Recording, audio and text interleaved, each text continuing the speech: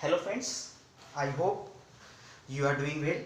ठीक है, देखो आज जैसे मैंने कहा था कि अब मैं जीएस का ही पेपर शुरू कर रहा हूँ जो हर तरीके की कंपटीशन के लिए इंपॉर्टेंट है। आज का टॉपिक हर जनरल एग्जामिनेशन के लिए कंपटीशन इंपॉर्टेंट है। CHSL हो गया, SSC हो गया, CGL हो गया, रेलवे, NTPC, हर तरह की एग्जामिनेशन के लिए आज का टॉपिक मेरे लिए इंपॉर्टेंट है। देखो तो विदाउट वेस्टिंग टाइम हम लोग शुरू करते हैं। देखो ब्लड, आज हम लोग क्या टॉपिक है कि ब्लड। सबसे पहले समझ लेते हैं ब्लड है क्या। देखो हमारे बॉडी का एक इंपॉर्टेंट फ्लूइड है ब्लड, ठीक है। और तुमसे देखो पहला ही क्वेश्चन पूछ देगा कि ब्लड क्या है। तो ब्लड एक हमारे बॉडी का फ्लूइड्स होता है, ठीक है ना। और वो कैसा टिश्यू होता है, देखो पहला ही क्वेश्चन राइज हो गया कि ब्लड किस टाइप का टिश्यू होता है। तो आपको याद रखना होगा कि ब्लड जो होता है ना कनेक्टिव टिश्यू होता है, ठीक है। देखो पहला ही क्वेश्चन यहाँ पे अभी स्टार्ट हुआ ही नहीं, तो देखो शुरू हो गया, ठीक है।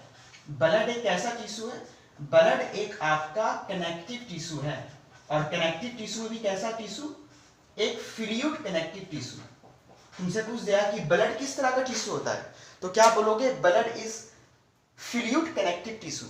और असल में ब्लड क्या करता है हमारे बॉडी में। सबसे पहली बात तो ये समझना कि ब्लड है क्या, ब्लड क्या करता है हमारे बॉडी में। तो देखो ब्लड जो होता है ना, जितना भी हमारे बॉडी में बनने वाला जितना भी इंपॉर्टेंट सब्सटेंस होता है ना, ठीक है ना, हार्मोन्स, जो भी चीज बनता है, हार्मोन्स हो जाए, जो भी एसेंशियल चीज हमारे बॉडी के अंदर बनता है, ठीक है ना, या ऑक्सीजन का ट्रांसपोर्टेशन करना, वो सारा कुछ जो एक मीडियम होता है ना, जो हमारे बॉडी में इसका संचालन करता है, ट्रांसपोर्टेशन करता है हर चीज को, वो कौन होता है, हमारे बॉडी में प्रेजेंट्स हुआ ब्लड, ठीक है ना। तो ब्लड एक ऐसा होता है, एक फ्लूइड कनेक्टिव टिश्यू होता है, जिसका काम क्या होता है, हमारे बॉडी के अंदर जो भी इंपॉर्टेंट सब्सटेंस है उसका ट्रांसपोर्टेशन करना, एक पार्ट से अनदर पार्ट ले जाने वाला काम कौन करता है, यही ब्लड, ठीक है। देखो थोड़ा सा हम लोग ब्लड का कॉम्पोजिशन पढ़ लेते हैं, ठीक है। देखो एक ब्लड जो होता है ना, ब्लड हमेशा दो पार्ट से कंसिस्ट होता है। ब्लड का जो 55% हमारे खून, हमारे ब्लड का जो 55% पार्ट होता है ना, वो किससे कवर रहता है, ये प्लाज्मा, ठीक है। अब प्लाज्मा भी क्या होता है, प्लाज्मा ब्लड के अंदर का वाटर फ्लूइडी सब्सटेंस है। और याद रखना प्लाज्मा का कितना, प्लाज्मा का जो होता है ना 90 से 92% जो होता है ना, वो क्या चीज का बना होता है, पानी से बना होता है, लिक्विड से बना होता है, ठीक है। तो याद रखना ब्लड दो पार्ट बना होता है, एक कहलाता है प्लाज्मा और दूसरा कहलाता है फॉर्म्ड एलिमेंट्स, ठीक है। तो ब्लड का जो सबसे पहला कॉम्पोजिशन होता है ना, वो होता है प्लाज्मा। हमारे ब्लड का जो 55% होता है ना, वो किसका बना हुआ है, प्लाज्मा का बना हुआ है। और प्लाज्मा में मेनली वाटर कंसिस्ट होता है। और एक बात, प्लाज्मा के अंदर एक इंपॉर्टेंट प्रोटीन बनता है, और ये प्रोटीन को हम लोग क्या नाम देते हैं, ये प्रोटीन को हम लोग नाम देते हैं एंटीबॉडीज। आप लोग सुने हो कि ये एंटीबॉडीज क्या होता है, ठीक है। तो प्लाज्मा के अंदर एक इंपॉर्टेंट प्रोटीन बनता है जिसको हम लोग कहते हैं एंटीबॉडीज, ठीक है। और ये जो होता है ना एंटीबॉडीज क्या करता है, हमारे बॉडी को डिफरेंट तरह के बीमारी से हमारे बॉडी को प्रोटेक्शन कौन प्रोवाइड करता है, हमारे बॉडी को स्ट्रॉन्ग इम्यूनिटी कौन प्रोवाइड करता है, यही प्लाज्मा के अंदर बना हुआ protein, it is called antibodies, ठीक है। असल में एंटीबॉडीज एक बहुत इंपॉर्टेंट प्रोटीन है जो किसके अंदर बनता है, इसी प्लाज्मा के अंदर बनता है, ठीक है। असल में और देखो प्लाज्मा के अंदर जो होता है ना, बहुत इंपॉर्टेंट तरह का प्रोटीन बनता है, ठीक है। अब तुमसे बोल दिया कि जो, अब देखो प्लाज्मा के अंदर ही जो हमारा खून का जो क्लोटिंग फैक्टर होता है ना, खून का जो थक्का जमने वाला फैक्टर होता है, वो भी इसी प्लाज्मा के अंदर होता है। हमारे बॉडी के सारा आयंस को, हमारी बॉडी के अंदर जो भी आयंस होता है, मिनरल्स होता है, सोडियम आयंस होता है, पोटासियम आयंस होता है, कैल्शियम आयंस होता है, उसको भी मेंटेन कौन रखता है, यही प्लाज्मा रखता है। कोई दिक्कत। और ये प्लाज्मा कितना कितना परसेंट बना होता है, इस प्लाज्मा का जो 90 से 92% जो है ना, ये 90 से 92% ये तुम्हारा वाटर से बना रहता है। और ये प्लाज्मा ब्लड के अंदर कितना प्रेजेंट होता है, टोटल ब्लड के अंदर ये 55% छेका रहता है। आ समझ में, चलो तो ये तो बात रहा आपका प्लाज्मा। अब यहाँ पर प्लाज्मा के बाद हम लोग देखते हैं कि ब्लड का 3 फॉर्म्ड एलिमेंट्स होता है, ब्लड का 3 मेजर एलिमेंट्स होता है। और वो कौन कौन होता है, पहला होता है आरबीसी, बहुत कॉमन चीज आप लोग समझोगे, पढ़ेंगे पहले आरबीसी, बस रिवीजन करते जाओ। आरबीसी रेड ब्लड सेल, दूसरा होता है WBC व्हाइट ब्लड सेल, और थर्ड आपका कौन होता है, इट इज कॉल्ड प्लेटलेट्स, ठीक है। आप इसको रेड ब्लड सेल, ठीक है ना, 3 तरह का ब्लड सेल्स होता है, इसी को हम लोग ब्लड का फॉर्म्ड एलिमेंट्स कहते हैं। अब बताओ, ब्लड का 55% तो प्लाज्मा है, तो बाकी का जो 45% होता है ना, आरबीसी, डब्ल्यूबीसी, प्लेटलेट से मिलके बनता है। खून का 45% जो होता है ना, आरबीसी, डब्ल्यूबीसी, प्लेटलेट्स तीनों मिलकर। अब हमको ये जानना हो कि आरबीसी, डब्ल्यूबीसी, प्लेटलेट्स हमारे शरीर में करता क्या है, ये 3 ब्लड सेल्स का काम क्या है। तो सबसे पहले समझते जाओ, आरबीसी रेड ब्लड सेल्स, ठीक है ना, यहां पर समझते जाओ। इसको हम लोग कह रहे हैं रेड ब्लड सेल, इसको कह रहे हैं हम लोग व्हाइट ब्लड सेल, प्लेटलेट्स कह रहे हैं। देखो अब हम लोग सबसे पहले पढ़ते हैं red blood cells. Red blood cells का काम क्या है, आरबीसी का जो होता है ना, रेड ब्लड सेल का काम क्या होता है, बहुत इंपॉर्टेंट चीज बताने वाले। आरबीसी का काम क्या होता है, हमारे बॉडी में जो ऑक्सीजन जो होता है ना, O2, हमारे बॉडी में जो O2 जो होता है उसका ट्रांसपोर्टेशन कौन करता है, यही आरबीसी करता है।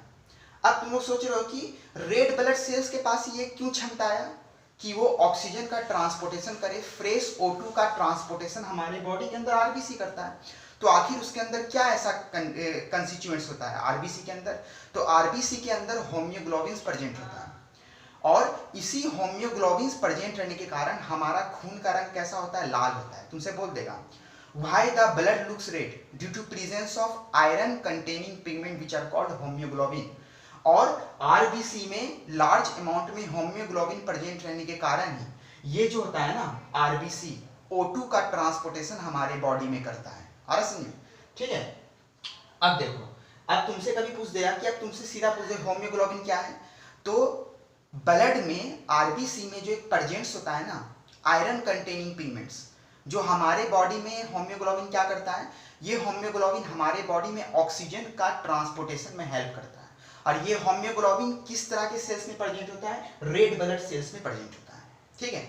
अब तुमसे पूछ देगा कि हमारे बॉडी में आरबीसी का संख्या कितना है, ठीक है, तो यहां पर हम लिख देते हैं हमारे बॉडी में आरबीसी रेड ब्लड सेल का संख्या जो होता है ना, 5 से लेके 5.5 मिलियन mm³ ऑफ ब्लड, प्रत्येक mm³ ऑफ ब्लड में आरबीसी का संख्या क्या कितना होता है, 5 से लेके 5.5 मिलियन होता है इसका नंबर, ठीक है। आ रहा समझ में। अब चलो, अब हम लोग का नेक्स्ट, हम लोग अब ये किए आरबीसी। अब तुमसे पूछ देगा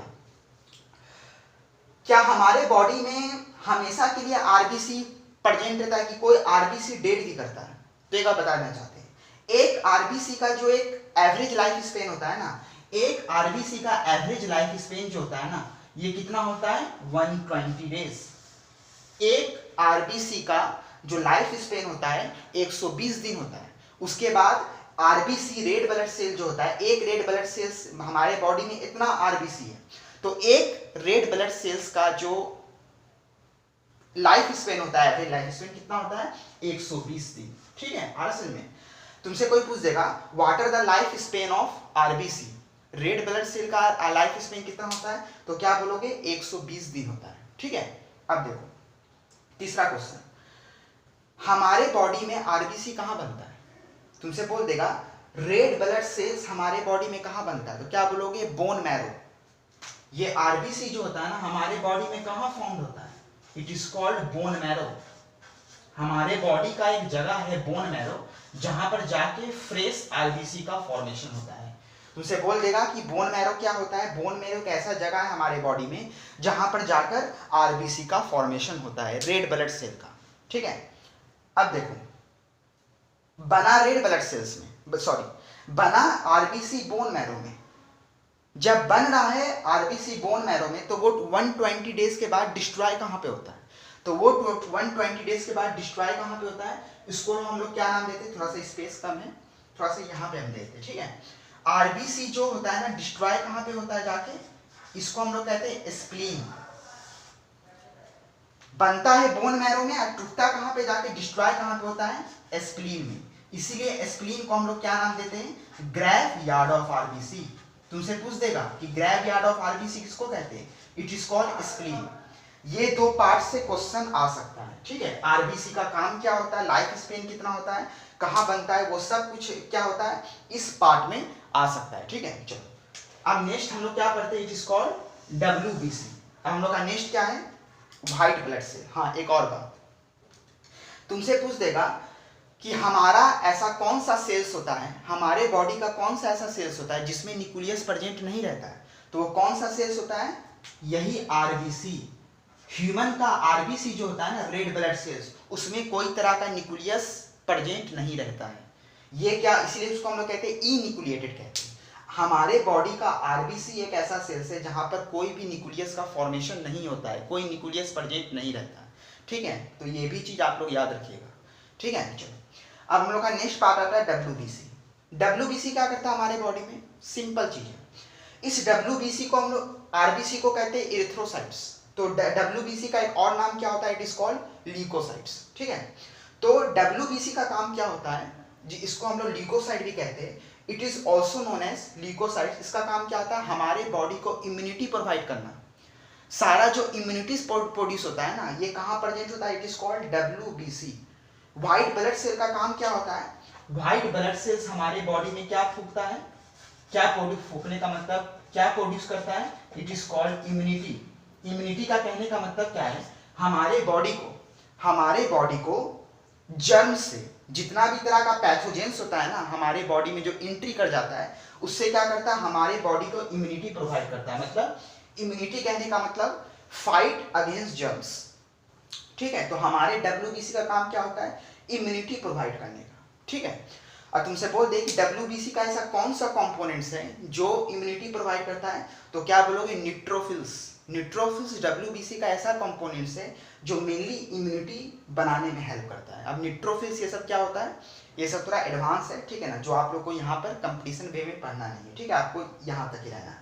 ठीक है, तो अब देखो, अब मेन बात है कि, और याद रखना कि डब्ल्यूबीसी क्या होता है? व्हाइट ब्लड सेल, इसमें न्यूक्लियस प्रेजेंट रहता है। ठीक है, और डब्ल्यूबीसी का जो होता है संख्या कितना होता है?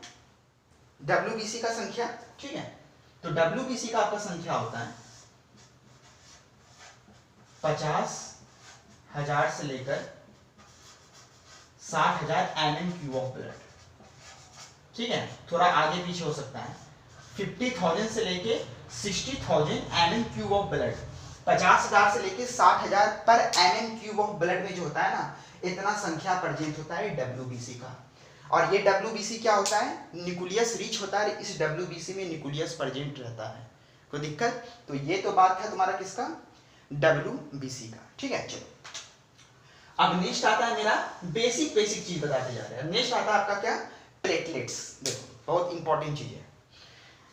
आप लोग कभी कभी डेंगू और मलेरिया का केस में सुनते हो ना कि प्लेटलेट्स का संख्या कम हो जाता है। तो प्लेटलेट्स का संख्या कम हो जाने से सीरियसनेस ज्यादा बढ़ जाता है। क्यों? क्योंकि ये जो प्लेटलेट्स होता है ना, हमारे बॉडी में क्या करता है, कोई बता सकते हैं? ठीक है, प्लेटलेट्स का काम क्या होता है? हमारे ब्लड को क्लोट प्रोवाइड करना, help in the coagulation of blood. आपको दिखता होगा कि आप कहीं देखते हो कि आपको कहीं पे कट हुआ, थोड़ा देर बाद क्या होता होगा, ये जो जहाँ पे कट आपका लगा, जैसे हाथी कट गया, ठीक है, अब जानबूझ के नहीं काट लेना है। ठीक है, अब जैसे हाथी कट गया कहीं, थोड़ा देर बाद देखते हैं वहाँ पे क्या होता है? थक्का जम जाता है, खून का थक्का जम जाता है। तो वो थक्का जमने में कौन हेल्प करता है? यही आपका प्लेटलेट्स। और प्लेटलेट्स को हम लोग और किस नाम से पुकारते हैं? थ्रोम्बोसाइट्स। ठीक है, तो प्लेटलेट्स का काम क्या होता है? Help in clotting of blood. Clot का कहने का मतलब खून का थक्का जमाने में कौन हेल्प करता है? It is called platelets. तो ये इसका काम क्या होता है? प्लेटलेट्स का काम क्या होता है? ब्लड को क्लोटिंग प्रोवाइड करता है, help in clotting of blood. खून के थक्का जमने में कौन हेल्प करता है? It is called platelets. ठीक है, तो आपको बोल देगा कि हमारे ब्लड का ऐसा कौन सा सेल्स है जो ब्लड को क्लोट करने में हेल्प करता है? It is called platelets. ठीक है, अब देखो समझो, अब अगर हमारे बॉडी में इस प्लेटलेट का संख्या कम हो गया तो, अब देखो हमारे बॉडी में प्लेटलेट का संख्या कम हो जाना, इसी बीमारी को हम लोग कहते हैं हीमोफीलिया। हमारे बॉडी में प्लेटलेट्स के कमी हो जाने से, ठीक है ना, जो डिसऑर्डरिंग प्रोड्यूस होता है उसको कहते हैं हम लोग हीमोफीलिया। और इस वजह से क्या होता है कि अगर एक जगह भी कटा तो वो कंटिन्यू क्या होता है? ब्लड फ्लो कर जाता है, मतलब ब्लड उतना आसानी से थक्का जमता नहीं है। इससे क्या होता है? लार्ज अमाउंट में बॉडी से ब्लड लॉस्ट होने का खतरा रहता है। और प्लस हमारे बॉडी में खून का थक्का सही से बन नहीं रहा है, मतलब ये भी समझ लो कि हमारे बॉडी में विटामिन के का कमी है। तुमसे बोल दिया कि एंटी क्लॉटिंग हमारे बॉडी में किस विटामिन, हमारे बॉडी में किस विटामिन के कमी के कारण खून का थक्का सही से नहीं जम पाता है। ठीक है, तो क्या बोलेगा आप लोग, इस विटामिन का क्या नाम होता है, इट इज कॉल्ड विटामिन के। आपके कंपटीशन में हजारों बार, ठीक है ना, ये क्वेश्चन पूछा होगा कि कौन से विटामिन के कमी के कारण हमारे बॉडी में मतलब खून का थक्का, ब्लड का क्लॉटिंग उतना सही से हो पाता नहीं है। तो क्या बोलेगा, इट इज कॉल्ड विटामिन के। ठीक है, ये तीनों जो आप देखें ना, आरबीसी, डब्ल्यूबीसी, प्लेटलेट्स, ये तीनों तरह का जो ब्लड सेल होता है ना, वो कहाँ बनता है, हमारे बोन मैरो में। ठीक है, याद रखना कि प्लेटलेट्स का ऑरिजिनेशन कैसे होता है। देखो हम लोग के बोन मैरो में जो होता है ना, एक तरह का सेल्स प्रेजेंट होता है, मेगा कैरियोट्स, और यही बोन मैरो के अंदर जो प्रेजेंट होता है ना सेल्स, मेगा कैरियोट्स, यही मेगा कैरियोट्स क्या करता है, इसी प्लेटलेट्स को बनाता है। और बार बताना चाहते हैं प्लेटलेट्स का संख्या कितना होता है, यहाँ पे ऊपर में लिख ले, प्लेटलेट्स का संख्या कितना होता है, प्लेटलेट्स का संख्या होता है 1,50,000 से लेके 3,50,000 mm³ ऑफ ब्लड। प्रत्येक mm³ ऑफ ब्लड में टोटल कितना प्लेटलेट्स होता है, 1,50,000 से लेके 3,50,000। कोई दिक्कत? तो ये तीनों तरह का सेल्स आपका था एक ब्लड के बारे में। प्लाज्मा 55%, प्लाज्मा का जो 55% जो ब्लड वॉल्यूम है, उस प्लाज्मा में जो होता है ना, पानी कितना परसेंट होता है, 90 से 92% पानी होता है उस प्लाज्मा में, और बाकी का जो परसेंट होता है ना प्लाज्मा का 6 से 8% इसी एंटीबॉडीज प्रोटीन से घिरा रहता है। और यही एंटीबॉडीज क्या होता है, एक प्रोटीन है जो प्लाज्मा में बनता है, जो हमारे बॉडी को इम्यूनिटी प्रोवाइड करता है, बॉडी को लड़ने योग्य बनाता है। प्लस इसके अलावा और हमारे बॉडी को इम्यूनिटी कौन प्रोवाइड करता है, इट इज कॉल्ड डब्ल्यूबीसी, जिसको हम लोग ल्यूकोसाइट भी कहते हैं, जिसका संख्या हमारे बॉडी में 50,000 से लेके 60,000 mm³ ऑफ ब्लड होता है। असल में याद रखना, डब्ल्यूबीसी और प्लेटलेट्स का जो लाइफ स्पेन होता है ना, within a week 1 to 2 weeks होता है। ठीक है, पर आरबीसी का जो लाइफ स्पेन होता है, सबसे ज्यादा आपसे ये पूछा सकता है कि आरबीसी का लाइफ स्पेन कितना होता है, तो क्या बोलोगे, 120 डेज। ठीक है, तो आपके लिए देखो, अब यहां से आपके लिए जो होता है ना, लार्ज अमाउंट में क्वेश्चन बन सकता है, ये जो आज हम तुम लोगों को बताया। ठीक है, तुमसे पूछ देगा हम कौन कौन चीज पे ध्यान देने वाला बात है। आरबीसी जो होता है ना, एक ब्लड सेल, आरबीसी को, ये ब्लड सेल जो होता है ना आरबीसी, रेड ब्लड सेल, इसको क्यों कहा गया है रेड ब्लड सेल? रेड कहने का मतलब उसके अंदर लार्ज अमाउंट में होम्योग्लोबिन पिगमेंट है। ये होम्योग्लोबिन क्या होता है, आयरन कंटेनिंग पिगमेंट्स होता है। क्या होता है, आयरन कंटेनिंग पिगमेंट्स होता है। ठीक है, और ये आयरन कंटेनिंग पिगमेंट्स क्या करता है, हमारे बॉडी में ऑक्सीजन का ट्रांसपोर्टेशन जो पाता है ना, इसी होम्योग्लोबिन के प्रेजेंट रहने के कारण होता है। ठीक है, जो किसमें प्रेजेंट होता है, आरबीसी में। ठीक है, और ये बात बताना चाहते हैं, पर ml, पर 100 ml में जो होता है ना, एक आदमी का जो 100 ml ऑफ ब्लड होता है ना, उसमें 12 से लेके 16 ग्राम जो होता है ना, होम्योग्लोबिन प्रेजेंट होता है। और समझ में कोई दिक्कत? चलो, ये तो था तुम्हारा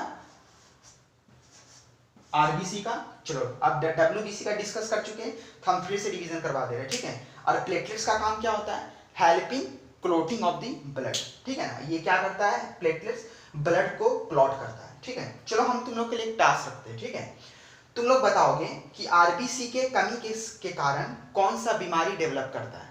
जब हमारे बॉडी में आरबीसी का संख्या कम हो जाएगा, तब कौन सा बीमारी डेवलप करता है, वो आप हमको कमेंट बॉक्स में होमवर्क के तौर पे हम आपको दे रहे हैं। ठीक है, तो इतना सारा कुछ आप लोग कीजिए। ठीक है, जो भी हमको दिक्कत में होता है, परेशानी होता है, आप लोग को बताएं, हम उसी समय उसको डिस्कस करेंगे। ठीक है, तब तक से ये आपका था जीएस का फर्स्ट पेपर ब्लड के बारे में। ठीक है, अब हम लोग जब नेक्स्ट क्लास में मिलेंगे तो और रोचक चीज लेके आएंगे।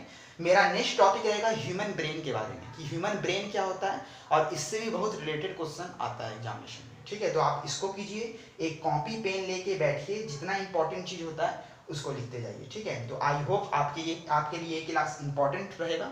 ठीक है, तो आप लोग से मिलते हैं हम लोग नेक्स्ट क्लास में। और मेरा चैनल है नॉलेज पॉइंट बाय अमन सरोवर, इसको सब्सक्राइब कीजिए, लाइक कीजिए, व्यू कीजिए। ठीक है, क्योंकि आपके प्रयास से हमको सपोर्ट मिलेगा ऐसे काम करने के लिए। ठीक है, तो आप लोग से मिलते हैं हम लोग नेक्स्ट क्लास में। Till then take care, bye bye. और जो सरकार ने बांधा है नियम लॉकडाउन, उसका अच्छा से पालन कीजिए, ठीक है, क्योंकि जहाँ है तो ही जहाँ है, ठीक है। अभी ना खुद बाहर निकले ना अपने लोगों को बाहर निकलने दें, ठीक है। तब नेक्स्ट क्लास में मिलते हैं हम लोग, तब तक till then take care, bye.